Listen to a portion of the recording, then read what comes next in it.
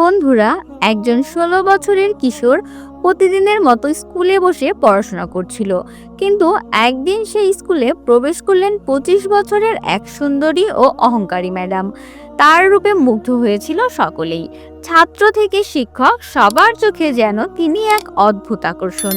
কিন্তু কে জানতো এই অহংকারী ম্যাডামের সর্বনাশ ডেকে আনবে সেই ১৬ বছরের যুবকটি। ক্লাসে সবাই খাতা বই নিয়ে ব্যস্ত, কিন্তু সেই ছেলেটির চোখ আটকে থাকলো কেবল এক নতুন শাড়ি পরা সুন্দরী ম্যাডামের ওপর। ম্যাডামকে এক ঝলক দেখা মাত্রই তার মনে অদ্ভুত এক আশা এবং আকাঙ্ক্ষা জন্ম নিল। নিজের মনের খায়েশ মেটানোর জন্য সে ক্রমান্বয়ে মরিয়া হয়ে উঠতে লাগলো। ছেলেটি অসংযত দৃষ্টিভঙ্গি হারায় ম্যাডামের ওপর। তিনি কড়া সুরে জিজ্ঞেস করলেন, তুমি কি এখানে পড়তে এসেছো নাকি আমাকে দেখতে এসেছো? ছেলেটি ঠোঁট বাঁকিয়ে হেসে উত্তর দিল, ম্যাডাম, সে উত্তর আপনাকে আমি একা দিব। এরপর ছুটি শেষ হয়ে গেল। পুরো স্কুল তখন ফাঁকা। শূন্য কক্ষে মুখোমুখি দাঁড়িয়ে রইল কেবল ম্যাডাম আর ছাত্র। কঠিন গলায় ম্যাডাম জিজ্ঞেস করলেন, এখন বলো কি বলতে চাও? হঠাৎ সে এমন একটি আচরণ করলো যা সাধারণত কেবল স্বামী স্ত্রীর মধ্যকার সম্পর্কে মানানসই হয়। ম্যাডাম স্তব্ধ হয়ে গেলেন, তার দৃষ্টি স্থির রইল ছেলেটির দিকে। কিন্তু প্রশ্ন হলো, কেনই বা ম্যাডাম এই ছেলেটির সাথে এমন অবৈধ কাজ করতে বাধ্য হলেন? আর কেনই বা ছেলেটি তাকে একটি ভিডিও দেখিয়ে দিনের পর দিন তার সাথে অবৈধ কাজ করলো? এরপর একদিন যুবকটির হাত থেকে নিজেকে বাঁচাতে ম্যাডাম এমন একটি পদক্ষেপ নিলেন যা সবকিছুই পাল্টে দিল। ক্লাসের ঘড়ি ঠিক করে গুছিয়ে সময় গুনছিল। বাকি সব ছাত্রছাত্রী খাতা কলমে ডুবে পড়াশোনা করছিল, কিন্তু এক জোড়া চোখ ছিল যেগুলো বইয়ে নয় বরং তার শিক্ষিকার দিকে স্থির হয়ে রইল।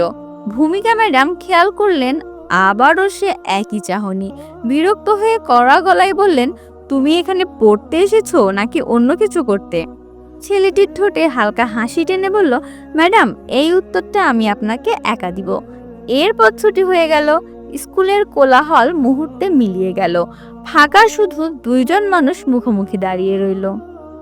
এক পাশে ইনিকা, অপর পাশে জোসেফ। ম্যাডাম গভীর শ্বাস নিয়ে বললেন, এবার বলো কি বলতে চাও?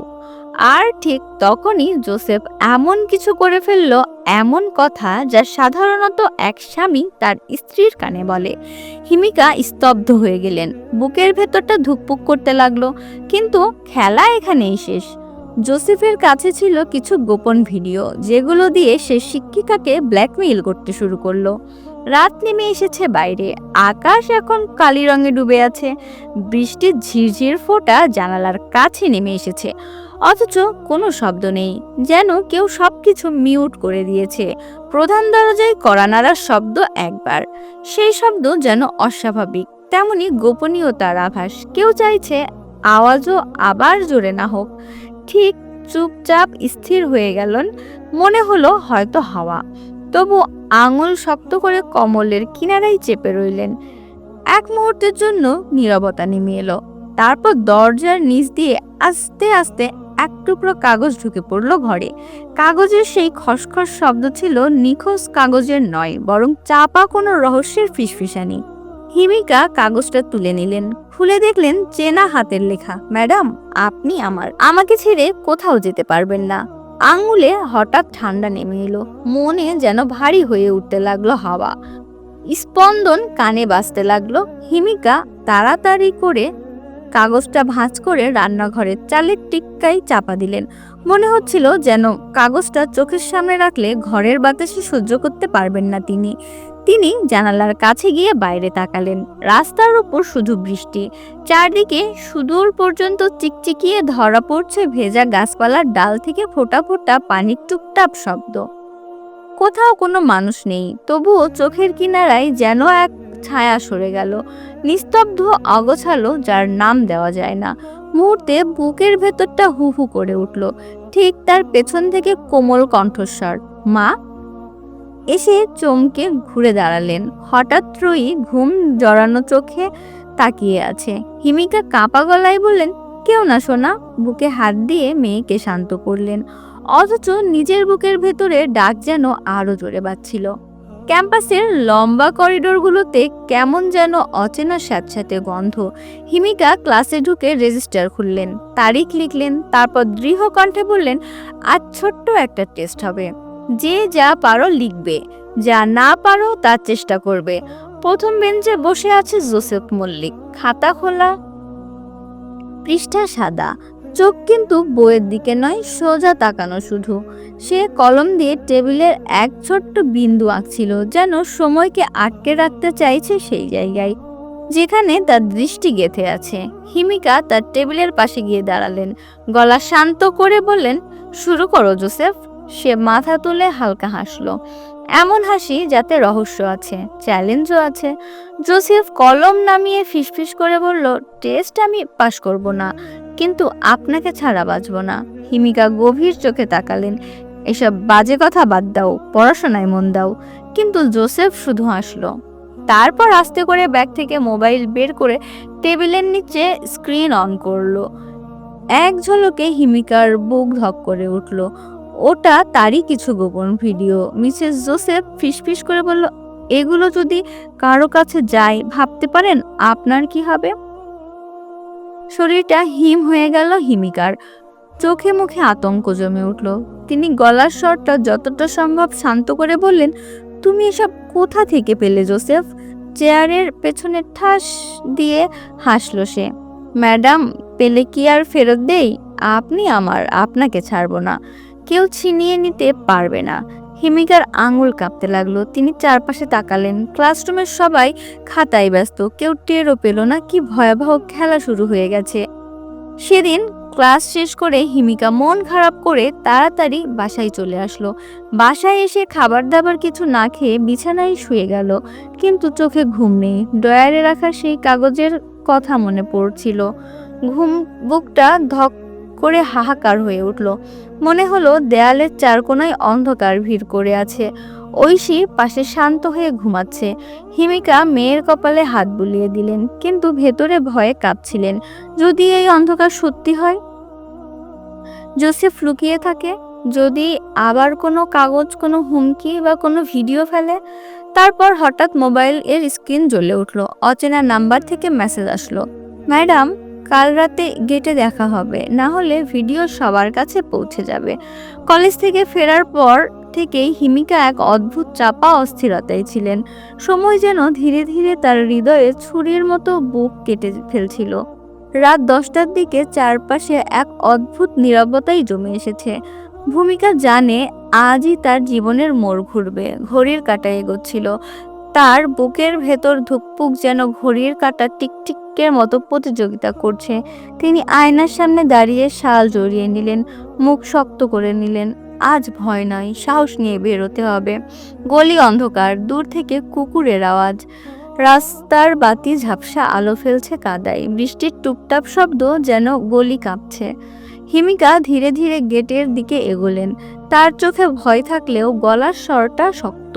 গেটের আড়াল থেকে হঠাৎ বেরিয়ে এলো জোসেফ, চোখে বেহায়াপনার চাহনি, হাতে মোবাইল। জানতাম আপনি আসবেন, সে মৃদু হেসে বলল, ম্যাডাম, আমি শুধু আপনাকেই চাই। আর যদি না দেই, এই ভিডিও সকালে সকলের কাছে ভাইরাল করে দিব। সে মোবাইল তুলে ধরলো। স্ক্রিন স্পষ্ট দেখা যাচ্ছে হিমিকার ব্যক্তিগত মুহূর্তের ভিডিও। হিমিকা শীতল স্বরে বললেন, জোসেফ, তুমি কি ভাবছো আমি তোমার দেখানোতে ভয় পাবো? জোসেফ হেসে উঠল, ভয় না ম্যাডাম, এটা ভালোবাসা। আপনি যদি আমার না হন, তবে কারোর হবেন না। গেটের দিকে এক পা এগোলেন। তার চোখে উন্মাদনা ছাড়া আর কিছুই নেই। হিমিকা এবার সরাসরি চোখে চোখ রেখে বললেন, তুমি একজন ছাত্র, আমি তোমার শিক্ষক। এই সীমা তুমি যতবারই ভাঙবে, ততবারই নিজেকে ধ্বংস করবে। কিন্তু জোসেফ কোনো কথা শুনল না। তার চোখের দৃষ্টি ছিল অদ্ভুত, এক উন্মাদনায় ভরা, যেন নিজের সিদ্ধান্তে সে অটল। সে হঠাৎ মোবাইলের স্ক্রিন উঁচিয়ে ধরে বলল, ঠিক আছে ম্যাডাম, আপনি না চাইলে কিছুই হবে না। আমার হাতে আপনার গোপন ভিডিও আছে। আপনি প্রতিবাদ করলে এক ক্লিকে এর সব শেষ। হিমিকা মুহূর্তের জন্য স্থির হয়ে গেলেন। চারপাশে নিস্তব্ধ হয়ে উঠল, কেবল বাতাসের শব্দ কানে বাজছিল। তিনি জানতেন যদি ভিডিওটা বাইরে যায় সম্মান ধ্বংস হবে, মেয়ের ভবিষ্যৎ অন্ধকার। ভেতরে তিনি ভেঙে পড়লেও মুখে কোনো ভয় প্রকাশ করলেন না। ধীরে ধীরে বললেন, তুমি কি চাও? জোসেফ শয়তানি হাসিতে হাসতে লাগলো। তিনি নিজেই জানেন আমি কি চাই। এরপর হিমিকা বাধ্য হয়ে তাকে ভেতরে ডেকে নিলেন। বাড়িতে ঢুকে জোসেফ আরো বেপরোয়া হয়ে উঠল। সোফায় বসে সে মোবাইল ঘুরিয়ে দেখালো। ভিডিও অনলাইনে ছাড়িয়ে দেওয়ার জন্য তার কতগুলো অ্যাকাউন্ট প্রস্তুত করা আছে। হিমিকা হতবিম্বল, প্রতিবাদ করার সাহস পাচ্ছিলেন না। তার চোখ বরাবর ঘরের ভেতরে ঘুমিয়ে থাকা ছোট্ট মেয়ের দিকে চলে যাচ্ছিল। সে অসহায়, সন্তানকে যেন হুমকির আড়ালে এনে ফেলেছে জোসেফ। কয়েকদিন এভাবেই চলল। প্রায় প্রতি রাতেই সে বাড়িতে এসে হাজির হতো আর দৃষ্টি হয়ে উঠত আরো বিরক্ত। হিমিকা বোঝার চেষ্টা করছিল এই দুঃস্বপ্ন থেকে মুক্তির কোনো উপায় আছে কি, কিন্তু ভয় আর লজ্জায় তাকে অবচ্ছন্ন করে রেখেছিল। এক রাতে পরিস্থিতি আরো ভয়ঙ্কর হয়ে উঠল। হঠাৎ ছোট্ট মেয়েটি জেগে উঠল এবং অচেনা ছেলেটিকে দেখে ভয়ে কেঁদে ফেলল। হিমিকা ছুটে গিয়ে মেয়েটিকে শান্ত করতে চাইলেন, কিন্তু জোসেফ রাগে ফেটে পড়ল। সে মেয়েটির খেলনা ছুঁড়ে মাটিতে ভাঙলো, ধমক দিল। শিশুটি ভয়ে কুঁকড়ে গেল। হিমিকার বুক কেঁপে উঠল, কিন্তু তিনি মুখে কিছু বলতে পারলেন না, কারণ জানতেন একবার প্রতিবাদ করলে তার জীবনের সব গোপনীয়তা ফাঁস হয়ে যাবে। দিন কেটে যাচ্ছিল আর হিমিকার প্রতিটা মুহূর্ত নিজের ভেতরে ভাঙতে থাকলেন। বাইরে তিনি একজন শিক্ষক, সবার চোখে সম্মানিত, দৃঢ় এবং জ্ঞানী, অথচ ভেতরে তিনি বন্দী এক ভয়ঙ্কর খেলায় লিপ্ত। ছাত্রের হাতে বাধা পড়ে তিনি হয়ে উঠেছেন অসহায় এক মা, এক নারী। তার মনের ভেতরে ধীরে ধীরে এক আগুন জ্বলতে লাগলো। তিনি বুঝলেন যতই চুপ থাকবেন ততই মেয়ের জীবন বিপদে পড়বেন। যতই ভয়ঙ্কর হোক, এই দুঃস্বপ্ন শেষ করতেই হবে। এক রাতে জোসেফ আবার এলো। সবার মতো সেদিনও দরজায় কড়া নাড়ল। হিমিকা এবার দরজা খুললেন, তবে তার চোখে ভয়ের বদলে দৃঢ়তা ছিল। তিনি শান্ত কণ্ঠে বললেন, এসো জোসেফ, আজ তোমার জন্য চা করেছি। ছেলেটি ভেতরে ঢুকলো, নির্জন হাসি ছড়িয়ে। সে বুঝতেই পারল না অন্তরে লুকিয়ে আছে এক নতুন পরিকল্পনা যা আজকেই সবকিছু বদলে দেবে। জোসেফ ভেতরে ঢুকেই টেবিলে রাখা গরম চায়ের কাপ তুলে নিল। সে বলল, ম্যাডাম, আজ এত ভদ্রতা, ভয় পেয়েছেন নাকি? সে বিদ্রুপের হাসি হাসলো। হিমিকা মৃদু হেসে বলল, হয় নয় জোসেফ, তোমার জন্য আজ একটু ভিন্ন কিছু করতে চেয়েছি। তার কণ্ঠে অদ্ভুত শান্তি ছিল। ছেলেটি মুচকি হাসি দিল। কিছুক্ষণ পর সে বুঝতে পারল গা ঝিমঝিম করছে। এ কি? সে টলতে টলতে দাঁড়াতে চেষ্টা করলো। হিমিকা এবার প্রথমবারের মতো শক্ত কণ্ঠে বললেন, যে ভয় দেখিয়ে মানুষকে বন্দি করে রেখেছে সে আসলে দুর্বল নয়। আজ আমি দুর্বল নই, বরং সাহসী হয়ে উঠেছি। কিছুক্ষণের মধ্যে পুলিশ দরজায় কড়া নাড়ল। হিমিকা আগেই পুলিশের সঙ্গে যোগাযোগ করে রেখেছিলেন। ছেলেটি যখনই হুমকির ভিডিও দেখাতো তখনই তিনি গোপনে প্রমাণ সংগ্রহ করে রেখেছিলেন। এমনকি phone call record, CCTV footage সব তিনি আগেই নিরাপদে জমা রেখেছিলেন। জোসেফ মাটিতে পড়ে অসুস্থতার চিৎকার করছিল, কিন্তু পুলিশ তাকে ধরে ফেলল। তার মোবাইল জব্দ হলো।